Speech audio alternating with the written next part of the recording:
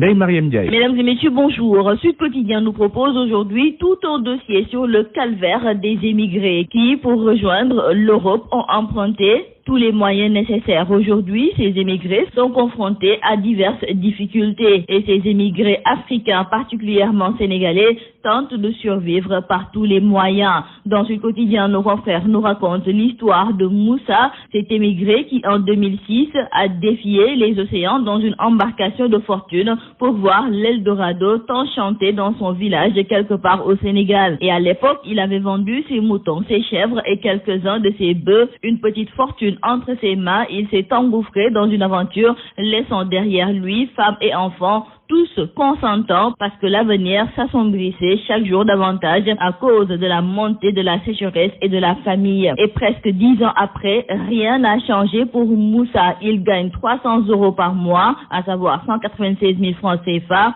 et ne peut épargner que 100 € par mois. Donc aujourd'hui, Abdoulaye Thiam, l'envoyé spécial de Sud Quotidien, a fait immersion dans le calvaire des émigrés pour mieux appréhender les difficultés auxquelles ils sont confrontés pour vivre dans une Europe où la montée du nationalisme gagne de plus en plus du terrain. Restons avec nos confrères de Sud Quotidien et c'est pour signaler que le Fonds monétaire international a publié la liste des 25 pays les plus pauvres de la planète et parmi ces pays figure le Sénégal qui occupe la 25e place avec moins de $1000 par habitant au compte de l'année en cours. En clair, le Sénégal fait partie des pays qui produisent moins de richesses dans le monde. Cependant, dans le journal Rewmi Quotidien, nos confrères nous indiquent que l'État botte en touche les chiffres du FMI. Nos confrères du journal Le Populaire nous font savoir aussi que le gouvernement a fourni des arguments pour démonter le FMI. Le gouvernement donc invoque la fluctuation du dollar pour justifier la mauvaise performance et met l'accent sur les bons points du Sénégal dans le tableau à parité pouvoir d'achat. En tout état de cause, le chef de l'État Macky Sall promet que pour cette année 2015, la croissance va atteindre les 6%. C'est en tout cas la prévision faite hier par le chef de l'État Macky Sall sur le plateau de la chaîne privée française iTélé. Nos confrères du quotidien Le Soleil qui nous en parlent nous font savoir que le chef de l'État Macky Sall, qui était l'invité de l'émission 18h politique, fonde cette légère hausse de la croissance sénégalaise sur le bon hivernage connu par le pays et les bonnes perspectives de récolte. Et dans cet entretien à la télévision française, le chef de l'État Macky Sall s'est aussi prononcé sur d'autres questions, à savoir son parcours politique, sa brouille avec Maître Abdoulaye Wade, l'affaire Karim Wade, la politique économique du Sénégal, la dépénalisation des délits de presse ou de l'homosexualité. Et justement, concernant ce point, dans le journal Libération, nos confrères écrivent que pour le chef de l'État Macky Sall, que les homosexuels soient des homosexuels, c'est leur problème.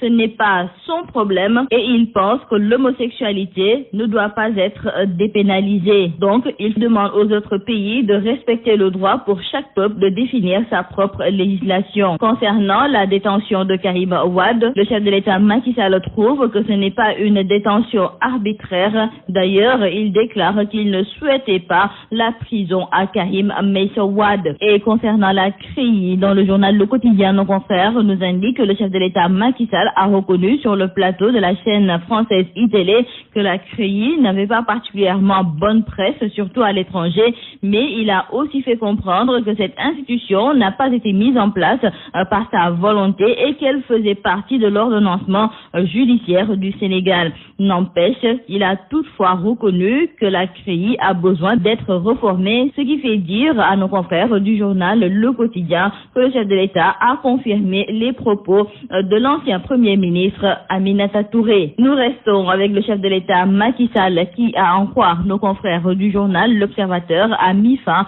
à la pagaille au palais. Donc, les agents et autres habitués de la présidence de la République vont devoir se conformer aux nouvelles règles imposées par le président Sall. Maintenant, plus d'errance dans les couloirs. Des caméras sont là pour surveiller tout un mouvement. Le pointage électronique est désormais obligatoire pour les agents à l'entrée comme à la sortie. Voilà entre autres les nouvelles règles de fonctionnement à la présidence de la République. La tension entre Modou Diagne Fada et ses frères libéraux, notée depuis la rentrée parlementaire, n'a pas encore connu son épilogue. Nos confrères du journal Grand Place nous indiquent que lors d'une grande rencontre tenue au domicile du leader des frondeurs, la Fédération des jeunes réformateurs a fustigé l'attitude de la mairesse de Bombay, une occasion également saisie pour fusiller les faucons transhumants de la commission de discipline du Parti démocratique sénégalais. Parlons musique avec le chanteur Cherlo qui a reçu ce samedi le prix Womex World Music Exposition, qui est le salon mondial de la musique. Selon nos confrères du journal Enquête,